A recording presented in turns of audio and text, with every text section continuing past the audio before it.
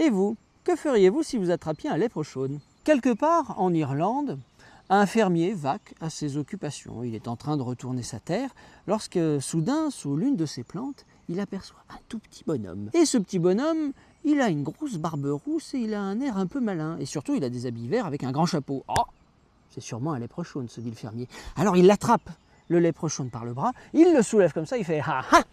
Maintenant que je t'ai attrapé, tu vas devoir me dire où est ton or ?» Le léprechaune a beau se débattre, eh ben, il est bien obligé à la fin d'accepter le marché pour être libéré. Du coup, il amène le fermier vers l'orée de la forêt. Il pointe l'un des buissons au milieu et il dit au fermier « Voilà où est enterré mon or ». Et le problème, c'est que ce buisson, eh ben, il ressemble à des milliers de buissons qui sont tout autour de lui. Le fermier est embêté, mais il a une idée. Il arrache l'une des chaussettes rouges du léprechaune et il va pour l'attacher autour du bon buisson, en plein milieu des autres. Le problème, c'est qu'il n'a rien pour creuser.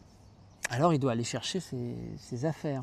Mais il en a marre de tenir ce léprechaune-là. Il fait un marché avec le léprechaune. Il lui dit « Je vais te relâcher, mais à deux conditions. La première, tu touches pas au trésor qui est sous ce bon buisson, d'accord?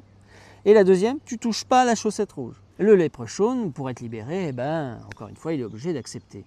Donc il accepte.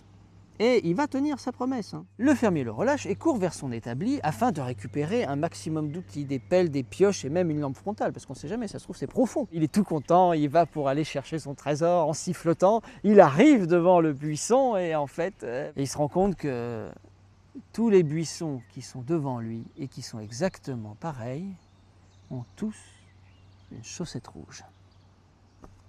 À la semaine prochaine pour un nouveau conte et une joyeuse Saint-Patrick à tous.